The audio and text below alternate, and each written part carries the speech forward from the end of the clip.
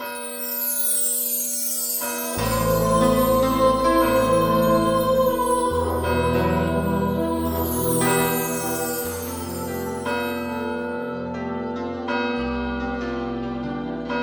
el nombre del Padre, y del Hijo, y del Espíritu Santo, el Señor esté con vosotros.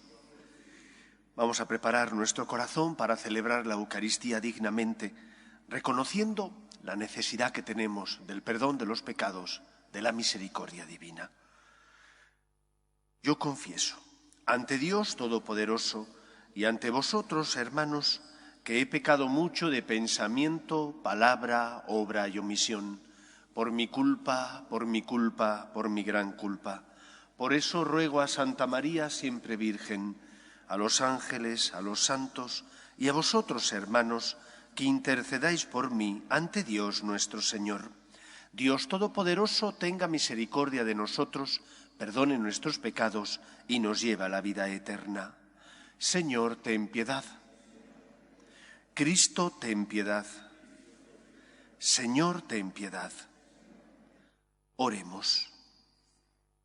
Señor, purifica y protege a tu Iglesia con misericordia continua, y pues sin tu ayuda no puede mantenerse incólume, que tu protección la dirija y la sostenga siempre. Por Jesucristo nuestro Señor.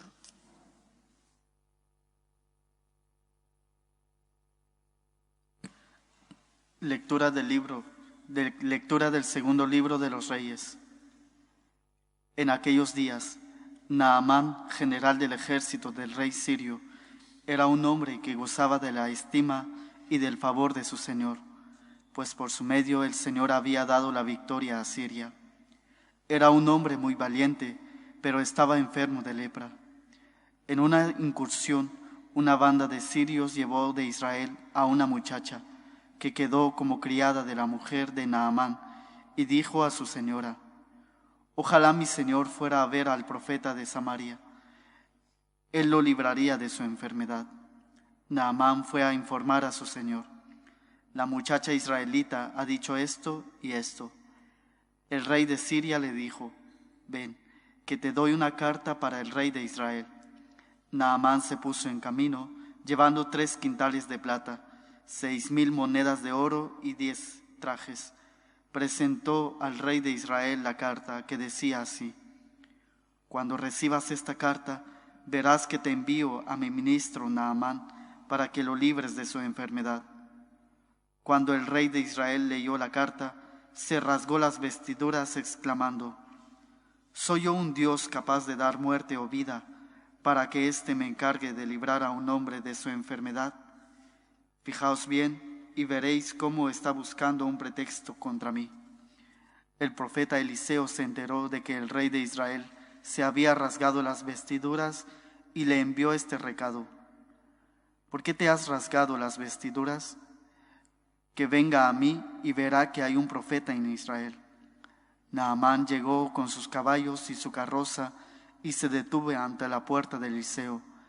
Eliseo le mandó uno a decirle: «Ve a bañarte 7 veces en el Jordán y tu carne quedará limpia».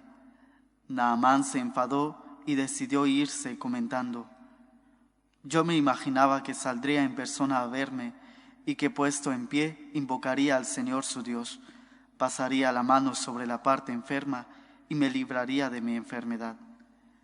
¿Es que los ríos de Damasco, el Habana y el Alfar no valen más que todo el agua de Israel? ¿No puedo bañarme en ellos y quedar limpio?». Dio media vuelta y se marchaba furioso, pero sus siervos se le acercaron y le dijeron: «Señor, si el profeta te hubiera prescrito algo difícil, ¿lo harías? Cuanto más si lo que te prescribe para quedar limpio es simplemente que te bañes». Entonces Naamán bajó al Jordán y se bañó 7 veces, como había ordenado el profeta, y su carne quedó limpia como la de un niño. Volvió con su comitiva y se presentó al profeta diciendo: «Ahora reconozco que no hay Dios en toda la tierra más que el de Israel». Palabra de Dios. Te alabamos, Señor. Mi alma tiene sed del Dios vivo. ¿Cuándo veré el rostro de Dios? Mi alma tiene sed del Dios vivo. ¿Cuándo veré el rostro de Dios? Como busca la sierva corrientes de agua, así mi alma te busca a ti, Dios mío. Mi alma tiene sed del Dios vivo. ¿Cuándo veré el rostro de Dios? ¿Tienes sed de Dios, del Dios vivo? ¿Cuándo entraré a ver el rostro de Dios? Mi alma tiene sed del Dios vivo. ¿Cuándo veré el rostro de Dios? Envía tu luz y tu verdad, que ellas me guíen y me conduzcan hasta tu monte santo, hasta tu morada. Mi alma tiene sed del Dios vivo. ¿Cuándo veré el rostro de Dios? Que yo me acerque al altar de Dios, al Dios de mi alegría, que te dé gracias al son de la cítara, Dios, Dios mío. Mi alma tiene sed de Dios vivo. ¿Cuándo entraré a ver el rostro de Dios?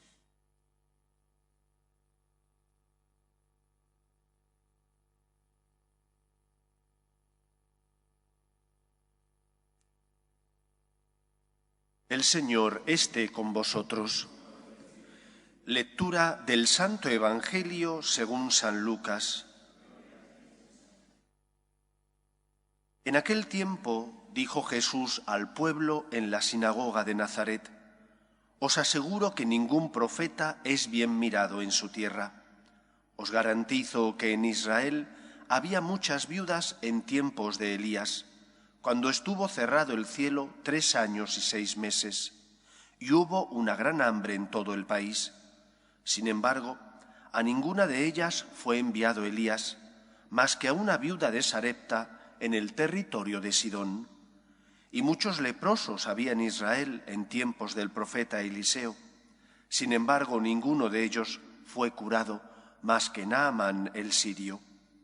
Al oír esto, todos en la sinagoga se pusieron furiosos y levantándose lo empujaron fuera del pueblo hasta un barranco del monte en donde se alzaba su pueblo, con intención de despeñarlo. Pero Jesús se abrió paso entre ellos y se alejaba. Palabra del Señor.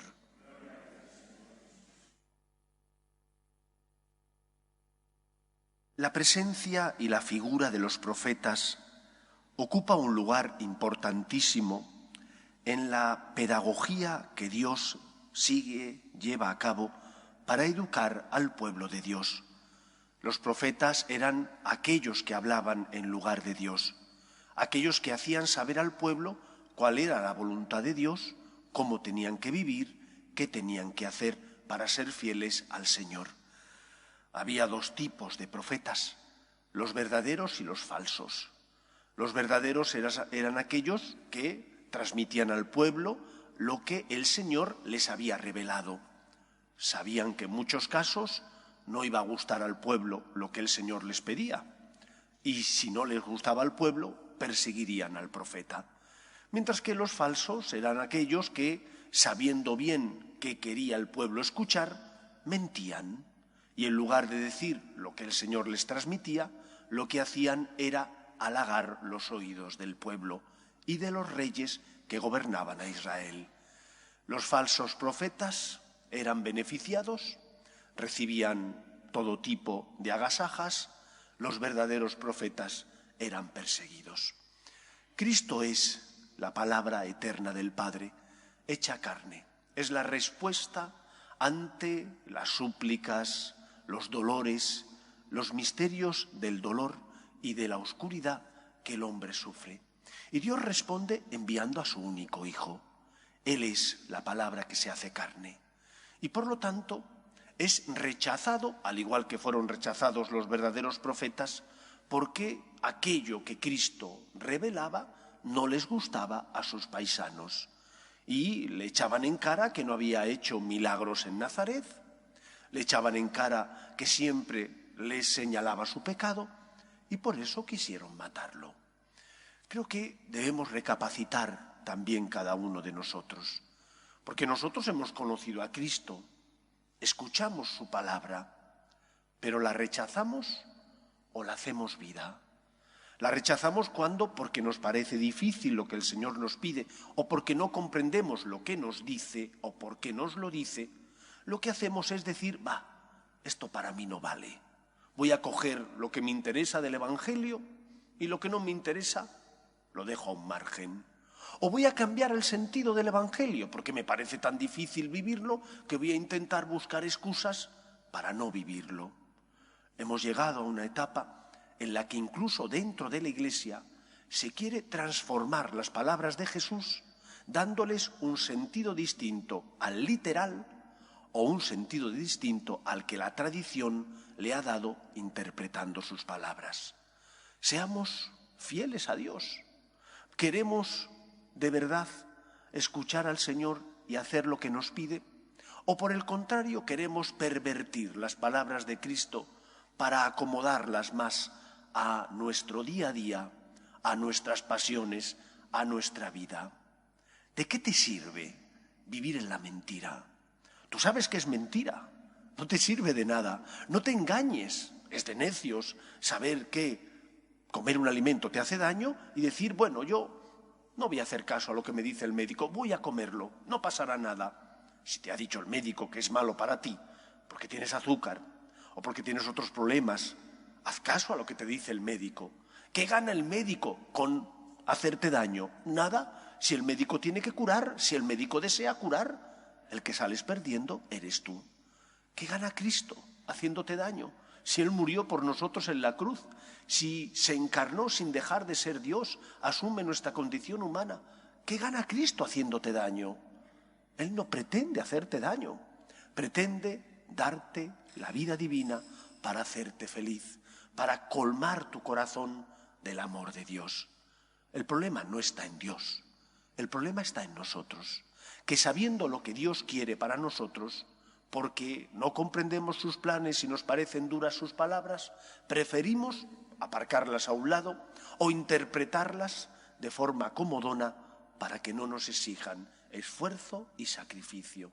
Pero ¿dónde te lleva esa palabra falsa? No te lleva a la salvación, no te lleva a la felicidad, no hace que te sientas lleno del amor de Dios, al contrario, hace que más pronto o más tarde te des cuenta de que vives esclavizado a tus pasiones o de que estás haciendo daño a los que están a tu lado. Solo Cristo es la palabra eterna del Padre, que viene a enseñarnos el camino de la salvación, de la liberación y por lo tanto el camino del amor. De nada sirve ir contra el Señor, porque solo Cristo tiene palabras de vida eterna. Por lo tanto, escucha lo que el Señor te pide y hazlo carne en tu vida.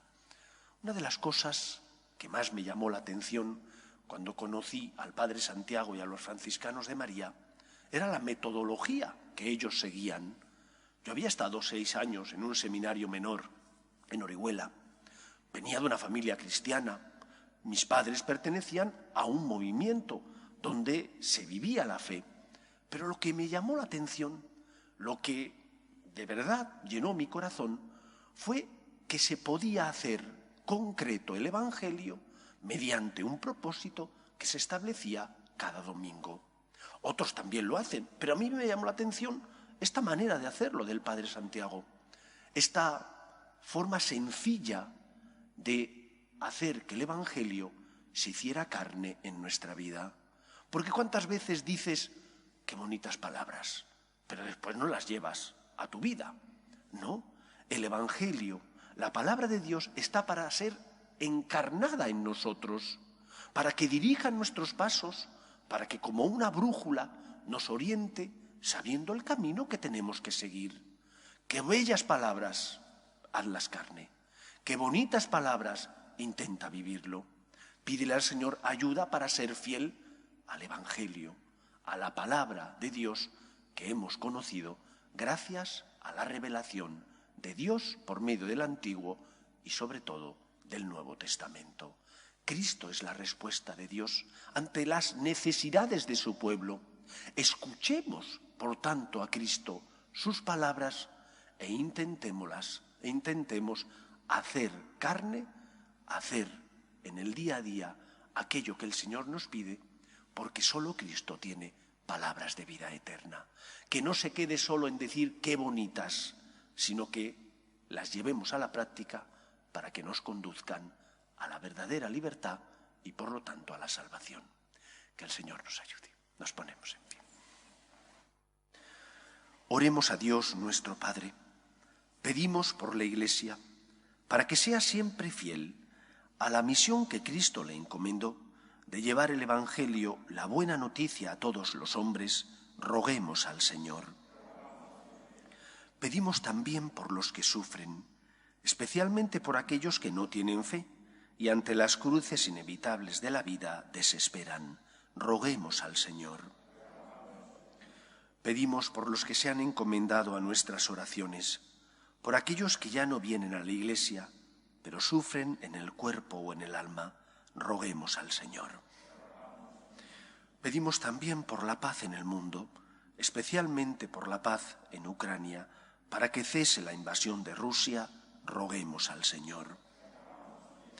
Pedimos también por las vocaciones a la vida sacerdotal y a la vida consagrada, para que aquellos que sienten la llamada sean generosos respondiendo. Roguemos al Señor. Escucha, Padre, las súplicas de tus hijos, que nos dirigimos a ti confiando en tu amor. Te lo pedimos por Jesucristo nuestro Señor.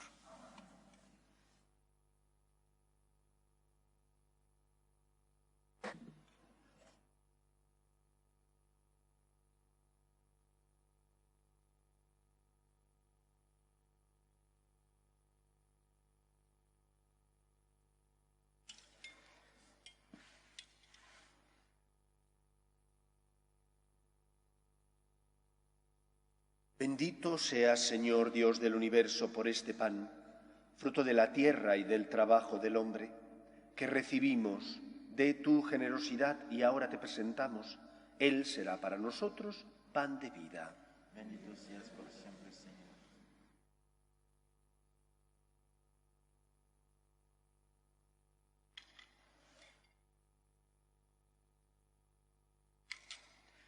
Bendito seas, Señor Dios del universo, por este vino, fruto de la vid y del trabajo del hombre, que recibimos de tu generosidad y ahora te presentamos. Él será para nosotros bebida de salvación.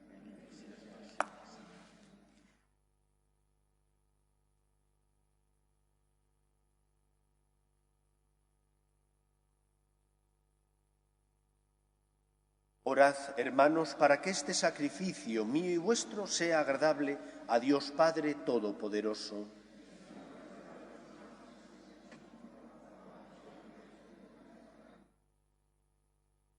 Lleva a su plenitud, Señor, las ofrendas de tus siervos, haciéndolas para nosotros sacramento de salvación. Por Jesucristo nuestro Señor. El Señor esté con vosotros. Levantemos el corazón. Demos gracias al Señor nuestro Dios. En verdad es justo y necesario, es nuestro deber y salvación, darte gracias siempre y en todo lugar, Señor Padre Santo, Dios Todopoderoso y Eterno, por Cristo Señor nuestro. Por Él concedes a tus fieles anhelar año tras año, con el gozo de habernos purificado, los sacramentos pascuales, para que dedicados con mayor entrega a la oración y a la caridad fraterna, por la celebración de los misterios que nos dieron nueva vida, lleguemos a ser con plenitud hijos de Dios. Por eso, con los ángeles y arcángeles y con todos los coros celestiales, cantamos sin cesar el himno de tu gloria. Santo, santo, santo es el Señor, Dios del universo. Llenos están el cielo y la tierra de tu gloria. Hosana en el cielo. Bendito el que viene en nombre del Señor. Hosana en el cielo. Santo eres en verdad, Señor, fuente de toda santidad. Por eso te pedimos que santifiques estos dones con la efusión de tu Espíritu, de manera que se conviertan para nosotros en el cuerpo y la sangre de Jesucristo nuestro Señor, el cual, cuando iba a ser entregado a su pasión, voluntariamente aceptada, tomó pan, dándote gracias, lo partió y lo dio a sus discípulos, diciendo: Tomad y comed todos de él, porque esto es mi cuerpo, que será entregado por vosotros.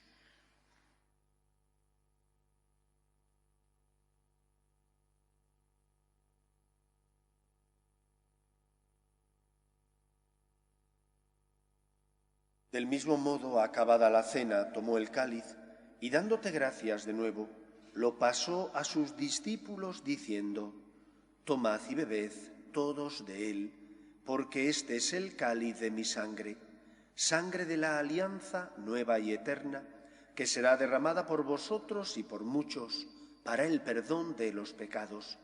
Haced esto en conmemoración mía.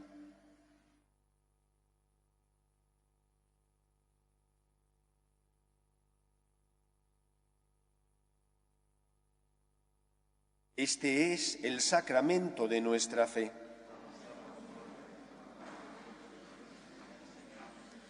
Así pues, Padre, al celebrar ahora el memorial de la muerte y resurrección de tu Hijo, te ofrecemos el pan de vida y el cáliz de salvación, y te damos gracias porque nos haces dignos de servirte en tu presencia.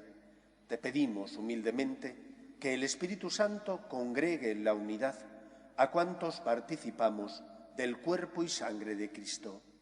Acuérdate, Señor, de tu Iglesia, extendida por toda la tierra, y con el Papa Francisco, con nuestro obispo Carlos y todos los pastores que cuidan de tu pueblo, llévala a su perfección por la caridad.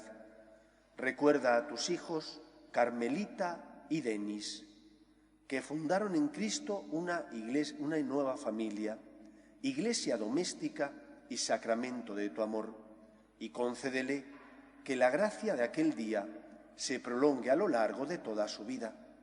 Acuerde también de nuestros hermanos que durmieron en la esperanza de la resurrección, de tus hijos José Antonio, Alejandro, Eduardo, María, Milagros, Moira y Jesús, y de todos los que han muerto en tu misericordia, admítelos a contemplar la luz de tu rostro.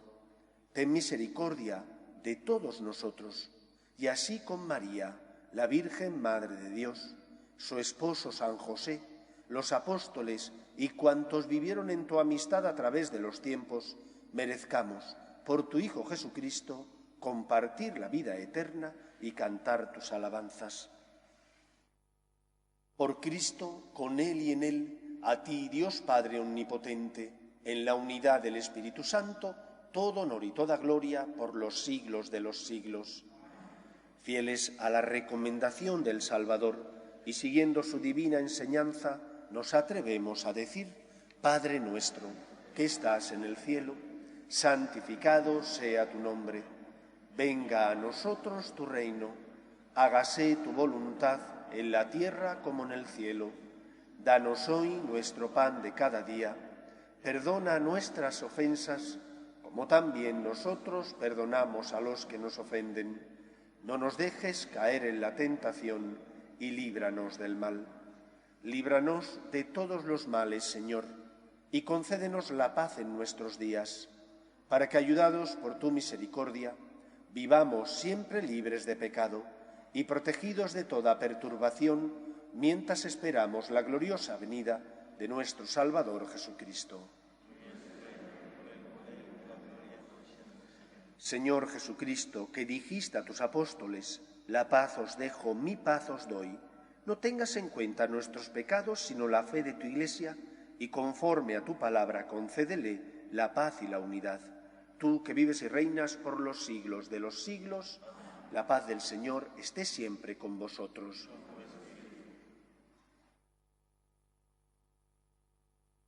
Cordero de Dios, que quitas el pecado del mundo, ten piedad de nosotros. Cordero de Dios, que quitas el pecado del mundo, ten piedad de nosotros. Cordero de Dios, que quitas el pecado del mundo, danos la paz.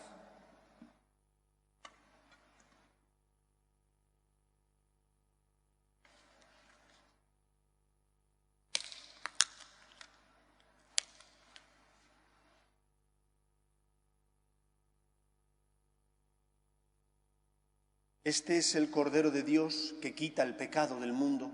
Dichosos los llamados a la cena del Señor. Señor, no soy digno de que entres en mi casa, pero una palabra tuya bastará para sanarme.